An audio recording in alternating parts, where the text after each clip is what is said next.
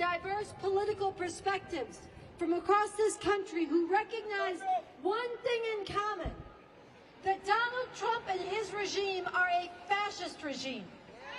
They are a danger to all of humanity. And it is our responsibility, in the name of humanity, to come together and demand Trump must go now. And we are fighting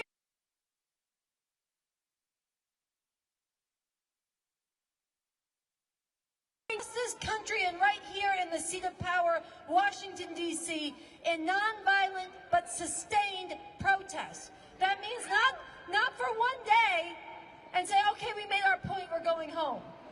Not just to get it off our chest how outraged we are, but to come and make a demand and come back again and again in growing numbers, relentlessly, until we create such a political earthquake from below that everybody in power has to respond to our demand. We are not stopping until Trump is removed. We are not stopping until Trump is removed, because we recognize that the nature of fascism is that its atrocities get greater and greater, and they move to violently shut down any space for anybody to oppose them, unless they are removed from power. There is no compromise with fascism. There is no waiting it out. There is no hoping it goes away. There is no containing it. Either we drive it out, or it drives over all of us and humanity's future.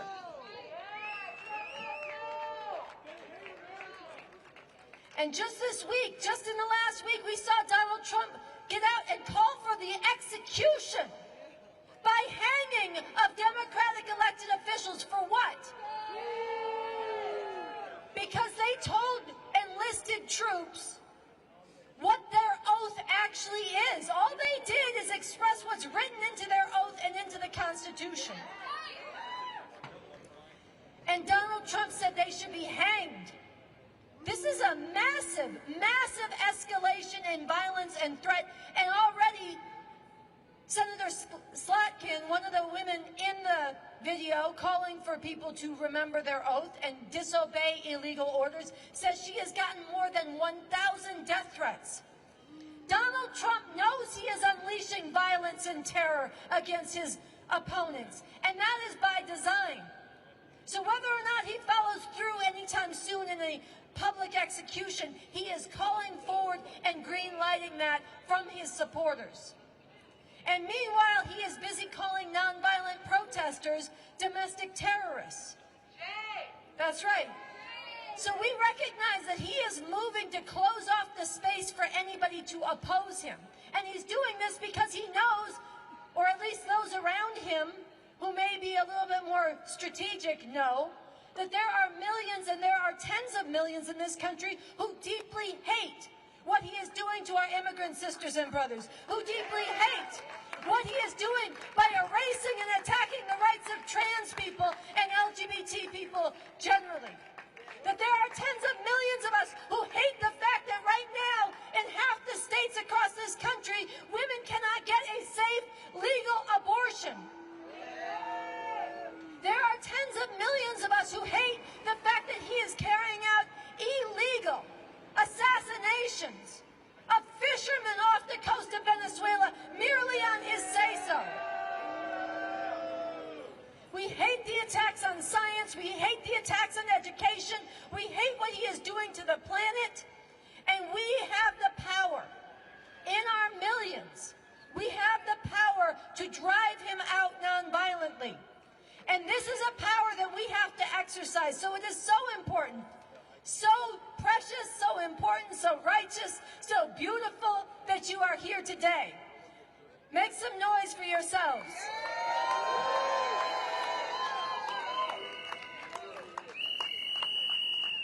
How many of you were out here when we surrounded the White House with crime scene tape the first time?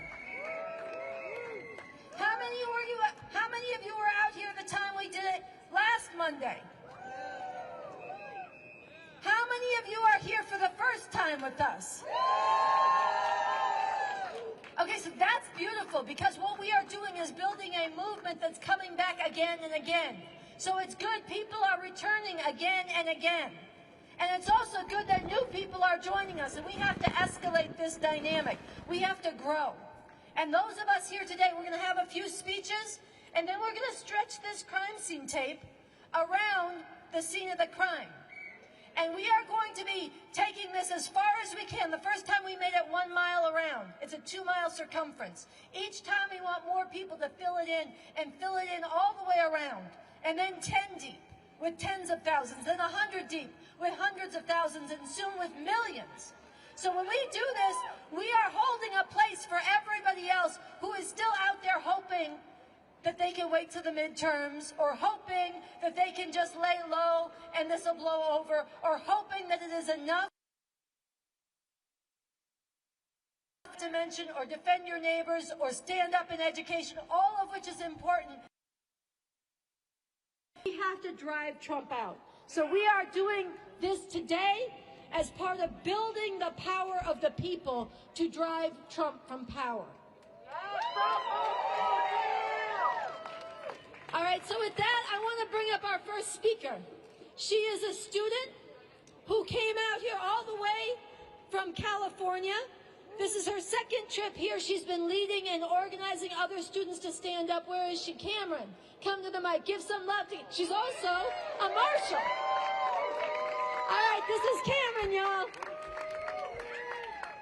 All right, hello everyone. I'm very happy to be here. Give me a second to pull up my notes, because that's where all this is written down. But hi, I'm a student. I'm a college student at a community college out in California, in the Bay Area. That's where I'm from. Shout out California. Welcome to Thank you. I wanted to give you guys 2 little fun facts about me, so you get an idea of where I'm coming from. I was born the same year that California legalized gay marriage.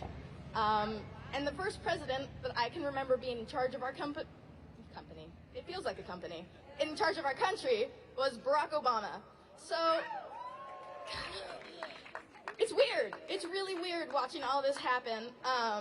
And while our government has and is extremely flawed in ways that I can't fully get into right now without talking everybody's ear off, watching a government that was heading in such a seemingly progressive direction be slammed down so violently was a very shocking experience. And I think a lot of people, especially those around my age, are feeling that right now and freezing in their panic. I mean, all we've been taught to do is how to work or go to school or stay inside of a building looking at a screen that's trying to get you to buy something. It's terrible. And when you get upset about a systematic issue, we're told to self-care our way out of it. But no amount of self-care is going to save us when we're living under a fascist police state. To those of you at home doubting whether this is a fight worth joining, I ask you this. When we no longer have any notion of choice in how our government functions and how it destroys our communities, ecosystems, and entire planet, will the convenience you had now be worth it? In a similar vein, a quote from the director/activist/artist Alanis Obamsawen: "When the last tree has been cut down and the last fish caught, the last river polluted, only then we will realize that one cannot eat money." Yeah.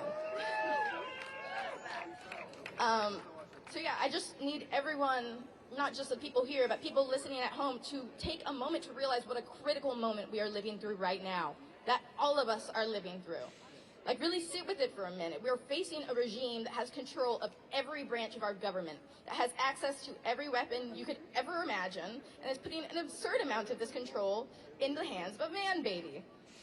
It's a daunting feeling to think that's what we're dealing with, but we are out here regardless, because we are strong in our unity and diversity, and we know that now is a time to take a stand, even when faced with cheap intimidation tactics.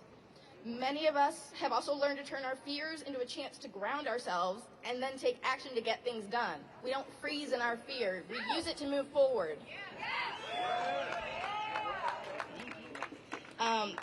We here today are going to make it undeniable that we, the people, don't want a fascist dictator. We need every single person we can get out here so we can stand a chance at driving this regime from power. So do what you gotta do, but get your ass out here to DC. Yeah, and I just want to say, I know it's a huge ask. It is a lot of sacrifice to get out here. This is like the third week I've skipped of school so I can get out here, which is also not making money from the job I work at. So I'm poor and I'm behind in my classes, but it's better than having a fascist dictator. Yeah. And so we have to know when to put our foot down and say enough is enough. This regime and all oligarchs and fascists alike are absolutely terrified of us uniting radically across boundaries of all kinds to find our collective power and use it to fight back against the rampant, systematic abuses of our marginalized communities. Because when we recognize that we as people who all have to work or struggle just to live, we have way more similarities than we do differences, including the similarity that we all want these fascist tyrants out of our government and prosecuted for their crimes against humanity.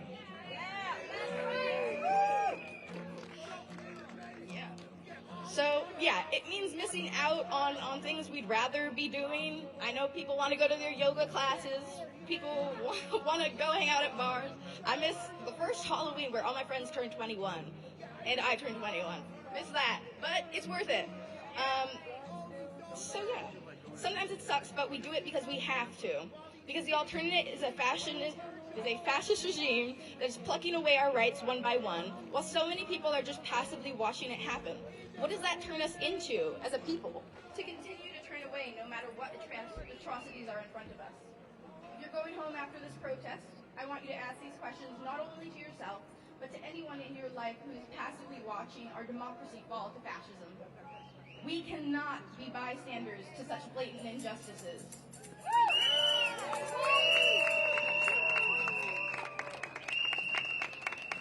And to all of you who have come out today to show that we, the people, will stand strong against the repression, brutality, and injustices faced by the everyday people of not only this country, but of all humanity, thank you. Your presence, strength, and sacrifice may just be what drives the millions we need from across the country to gather here in our nation's capital, day after day, until Trump's despicable regime is driven from power.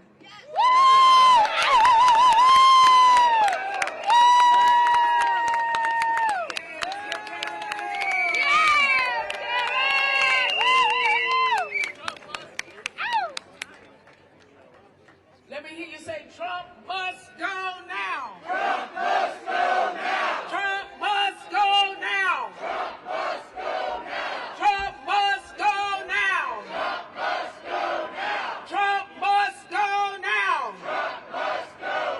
Que se vaya, que se vaya, que se vaya, Trump. Que se vaya, que se vaya, que se vaya, Trump. Que se vaya, que se vaya, que se vaya, Trump. Que se vaya, que se vaya, que se vaya, Trump. Que se vaya, que se vaya, que se vaya, Trump. Que se vaya, que se vaya, que se vaya, Trump. Que se vaya, que se vaya, que se vaya, Trump.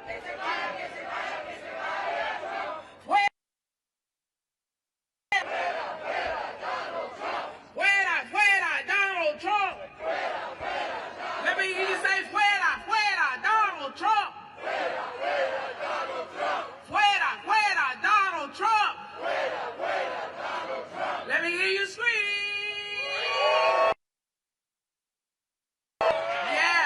Are we ready to surround the White House with crime scene tape today? Yes. Because there are criminals in the White House. Have you heard the latest news? James Comey and Letitia James' cases have been dismissed. And why is that? Because the Trump-appointed attorney for the Eastern District of Virginia, Lindsay Halligan, was appointed illegally. That's a crime.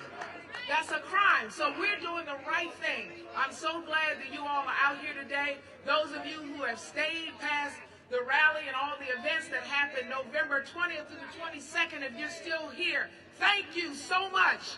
Thank you. Oh, okay. I didn't know if I was too loud. All right.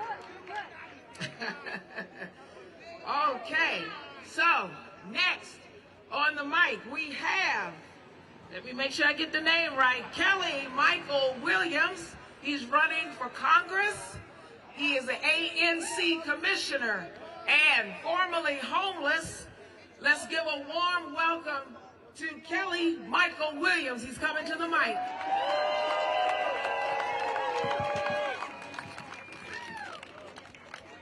Good afternoon. What's up, DC? What's up, Refuse Fascism? Let's hear it for Refuse Fascism, and let's get this man out of the White House. My name is Kelly Michael Williams, and I'm running for Congress. And I'm running now, right here in this nation's capital, because we're fighting something bigger than policy. We're fighting our democracy, our dignity, and for each other. This rally, Refuse Fascism, is in the name of humanity. We must refuse to accept a fascist America and get back to the power to the people. The power of the people is the only thing that will ever defeat fascism. It is the only thing that has ever bent the arc of history toward justice.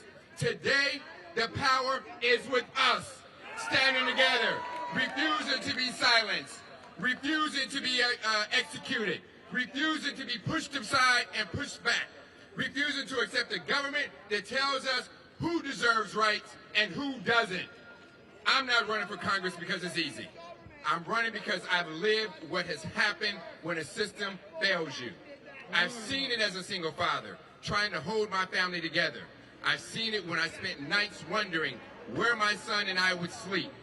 I saw it when I cared for my mother, as Alzheimer's and dementia slowly took her life from me, fighting every single day for her dignity and healthcare system that is designed to confuse, exhaust, and drain us.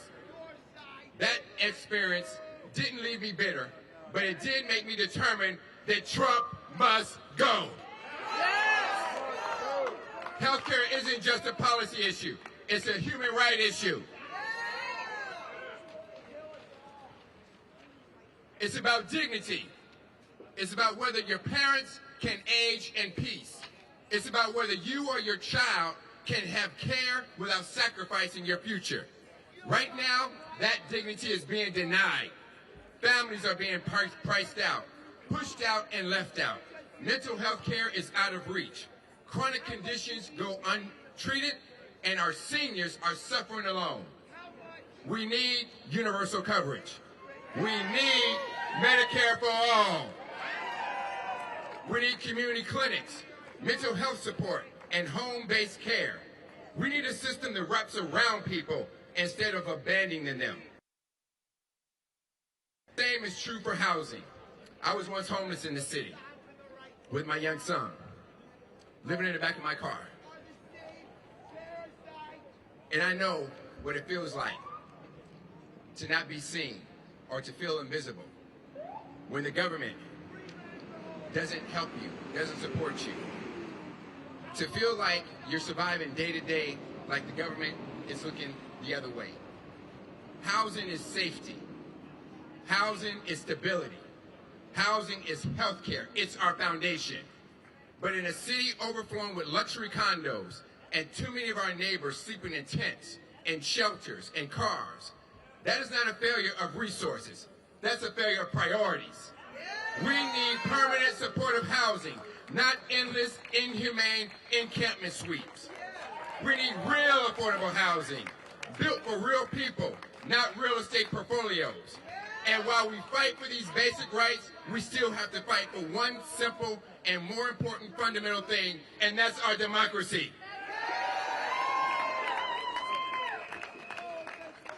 I've worked in government 25 years as an ANC chair, as a director of constituent service on DC Council, as a legislative aide and a White House staffer, and as someone who has helped my neighbors battle landlords and navigate the complete system that's often seen designed to tear them down and make them quit.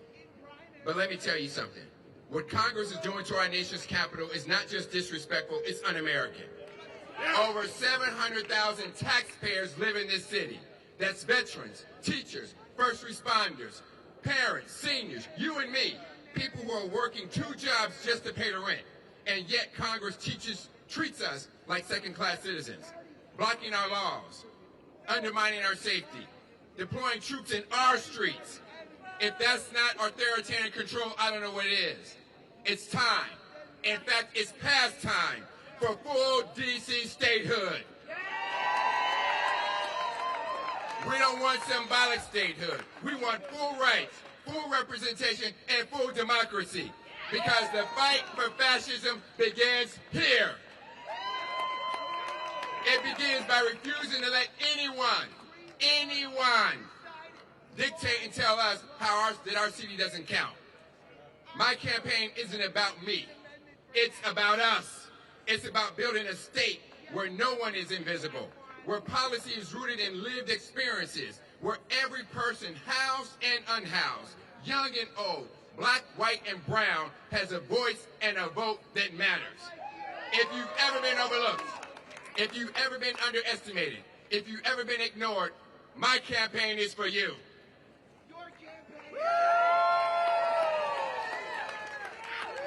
The last election, I finished second, and I missed it by that much. But you know what it taught me? It taught me that this city was ready, that the people are hungry for a representative who has lived the struggle, not just read about it. Someone who will fight like hell because I've lived fighting like hell every day of my life. I give you this if you give me this privilege to serve you in Congress, I will carry your voice with me every single day. Not because it's politically convenient, but because I won't forget who put me there, and I won't forget who I'm serving. Because at the end of the day, I'm a servant leader. I lead through service, not demands. So Trump must go. I lead with compassion, not vindictiveness. So Trump must go. Now. I lead with now, not careerism. So Trump must go. Now. I lead with values, not opportunism, because this is never about me and power. It is always about us. So Trump must go now. It's about the single parent trying to hold it all together. So Trump must go now. It's about the senior who deserves dignity. So Trump must go now. It's about the neighbor fighting to stay housed. So Trump must go now. It's about every resident in this city who has been told in ways big and small that their voice doesn't count.